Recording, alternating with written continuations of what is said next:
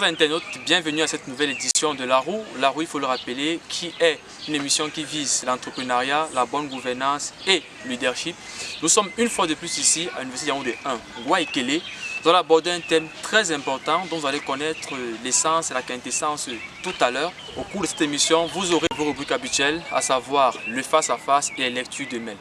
Retrouvons-nous juste après une courte respiration.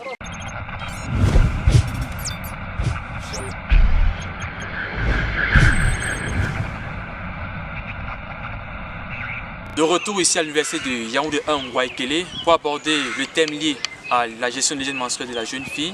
Il faut le rappeler, le 28 mai de chaque année, depuis 2013, nous célébrons la journée mondiale des menstrues.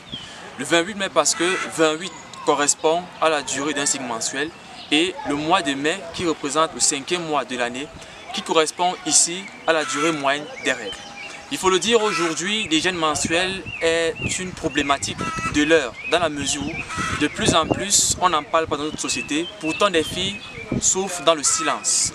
Problématique liée notamment à la discrimination à l'école, difficile accès aux soins sociaux de base, difficile accès aux kits. Autant de problèmes que nous allons se lever au cours de nos échanges avec notre invité.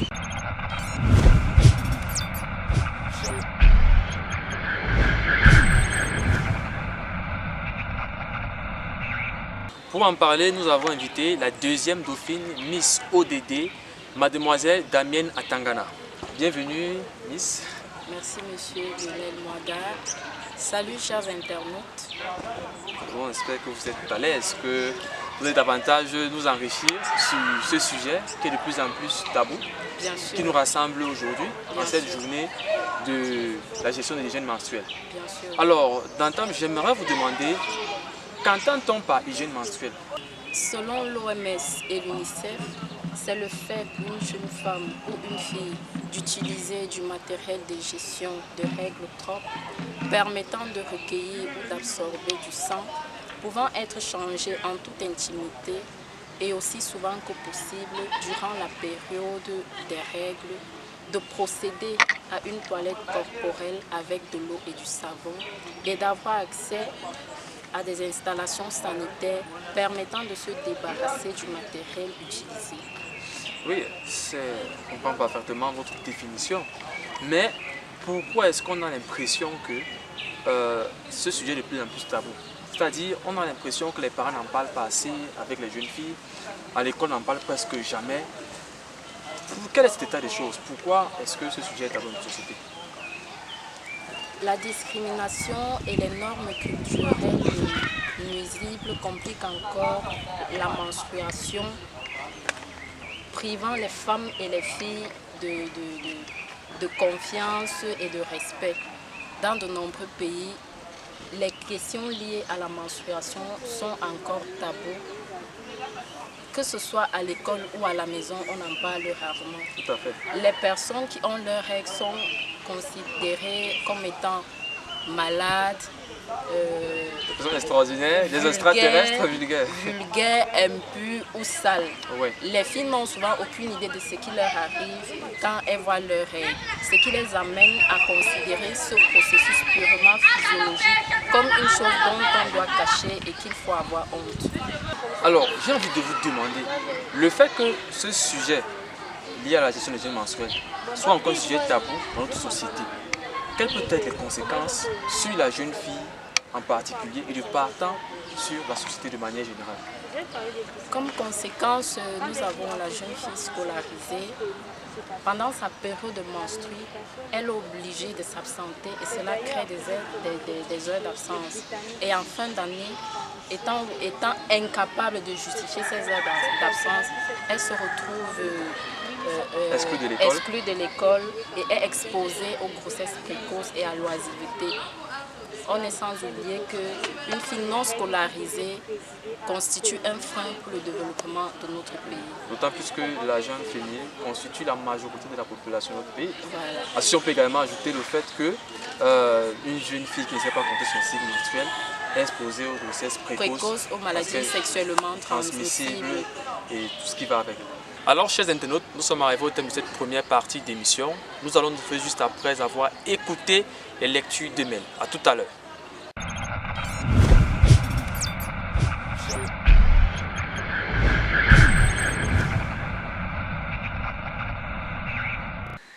Bonjour chers internautes, j'espère que vous avez passé une excellente nuit. Quant à moi, elle a été superbe. Alors bienvenue dans la rubrique La lecture de mail. Ce jour est assez spécial. Nous sommes rendus au 28 mai de l'année 2021.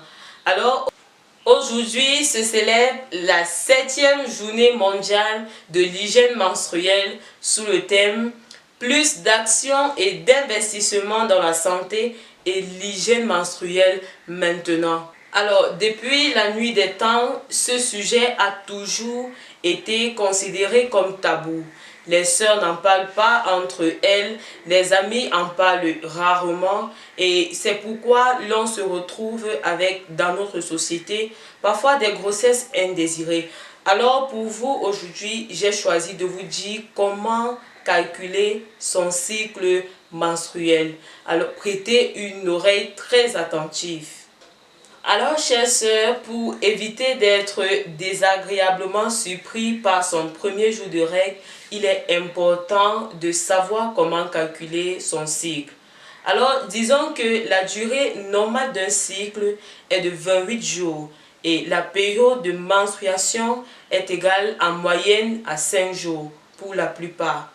Maintenant, comment savoir quel est son premier jour de règle? Alors d'emblée, il est important, chers sœurs, de connaître son corps, de connaître comment est-ce qu'il fonctionne. Et certainement, vous aurez des signes précurseurs. Chez certains, c'est un peu de fièvre. Chez d'autres, ce sont des boutons qui apparaissent sur le visage. Chez d'autres encore, c'est le mal de bas-ventre. Il faudra donc, au fur et à mesure que le temps passe, connaître quels sont les symptômes lorsque votre période de menstruation est proche. Alors, lorsque vous aurez essayé de comprendre le fonctionnement de votre corps et que vous saurez que votre premier jour de menstruation serait proche, ne sortez pas sans avoir prévu une serviette hygiénique dans votre sac intime.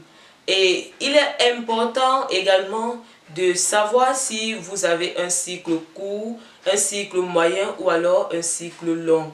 Le cycle moyen ici, je l'appelle encore cycle normal. On dit que le cycle normal est le cycle de 28 jours. Alors vous pouvez ne pas avoir un cycle de 28 jours et avoir un cycle de moins de 28 jours. À ce moment, on dit que le cycle est un cycle court ou alors avoir un cycle de plus de 28 jours. Et l'on dira que vous avez un cycle long. Maintenant, pour savoir si vous avez un cycle court ou un cycle long, ou alors un cycle normal, commencez par avoir un calendrier. Notez sur ce calendrier votre premier jour de règle. Le mois prochain, faites pareil. Notez également le premier jour de règle, ainsi de suite pour les mois qui suivent. Alors, à partir de cette annotation, procédez au calcul. Calculez la distance, je veux dire le nombre de jours qui séparent le premier jour de vos règles d'un mois au premier jour des règles suivantes de l'autre mois. Alors, je prends un exemple pour être plus clair. Si le premier jour de votre cycle était le 1er mai, le premier jour du prochain cycle sera le 29 mai pour un cycle normal. Alors pour ce même cycle, si vous voulez calculer la période d'ovulation que l'on appelle encore la zone rouge ou la zone à haut risque, vous devez prendre le premier jour de vos règles et compter plus 14. Le 14e jour de votre cycle est considéré comme votre jour d'ovulation. Alors je viens là de vous montrer comment calculer la durée d'un cycle normal. Pour vos différents cycles, faites pareil. Et si vous avez des soucis, laissez-le en commentaire et ensemble nous allons trouver des solutions. Nous vous apporterons des éléments de réponse pour vous aider à ne plus tomber dans les mêmes situations, dans les mêmes problèmes au quotidien. Alors, merci chers internautes, merci chères sœurs. J'espère que vous avez écouté avec beaucoup d'intérêt ce que je viens de partager avec vous. Merci de vous abonner et à la prochaine.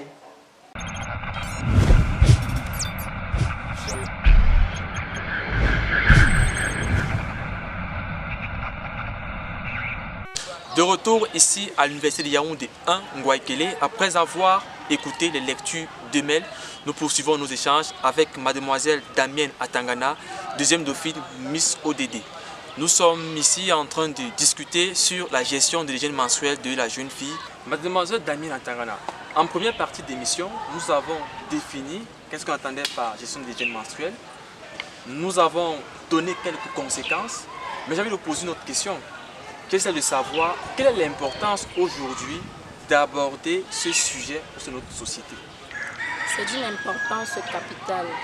La gestion de l'hygiène menstruelle est une question de droit humain ayant une influence directe et indirecte sur le concept de soi, la santé mentale, la santé physique et le bien-être économique des personnes.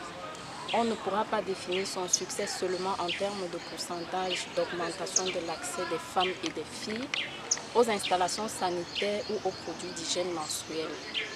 Le succès devra aussi se mesurer en termes de capacité d'une communauté ou d'un pays à parler librement de la question des menstruations et à inclure les femmes et les filles dans cette discussion au plan local, national et international. C'est de cette façon que nous pourrons réaliser des changements durables, pratiques, inclus et adaptés aux différentes cultures. Le succès doit enfin se mesurer en termes d'absence de violence, mais aussi de dignité et de respect dû à toutes les femmes et les filles. Tout à l'heure, lorsque vous avez conclu vos propos, vous avez si bien dit que le succès doit se mesurer en termes d'absence de violence, mais aussi de respect à la dignité humaine, surtout de la jeune fille. Alors, comment doit-on aborder ce sujet au sein de la société? Tout d'abord, il convient de considérer que c'est toute la société qui est concernée et donc c'est d'abord un problème d'éducation qui se pose. Il conviendrait donc d'introduire ce sujet sur le système éducatif afin d'inclure non seulement les filles mais aussi les garçons en les éduquant tous ensemble sur les aspects biologiques des menstruations afin de les aider à mieux comprendre comment l'ignorance des uns et des autres, leurs croyances stéréotypées nuisent non seulement aux femmes et aux filles, mais aussi à l'ensemble de la communauté et à la société tout entière. Alors, ce 28 mai, puisque nous célébrons la journée mondiale des menstrués, quel est le conseil, voilà le dernier mot que vous avez à donner à la jeunesse et en particulier à la jeune fille? En cette journée où nous célébrons la journée mondiale de l'hygiène menstruelle, au niveau des filles, avant tout discours, améliorer l'accès à des lieux d'hygiène, à la fois sûrs et privés, éduquer les élèves sur la gestion de l'hygiène menstruelle et le processus physiologique de la menstruation et la santé reproductive. Et j'aimerais terminer en m'adressant à mes jeunes sœurs d'utiliser du matériel adéquat pendant la période de menstruation, éviter les toilettes publiques durant cette période afin d'éviter les infections. Et surtout savoir compter son cycle menstruel. Mademoiselle Damienne Atangana, nous sommes arrivés au thème de cette émission. Merci de nous avoir enrichis de vos connaissances. Merci d'avoir accepté notre invitation. Merci à vous aussi pour l'invitation. Chers internautes, nous espérons donc continuer le débat via nos différentes plateformes. Abonnez-vous à la page Facebook La Roue pour davantage discuter, échanger à travers des débats courtois, sains et respectueux des avis des autres. Cette émission a bénéficié de la supervision de M. Zele Kamgan Théophile. À la coordination, Noumaï Fodelomen. À la caméra, nous avons Mademoiselle Mel. Quant au micro de présentation, je suis Lionel Mouaga. Merci de nous avoir écoutés et à la semaine prochaine.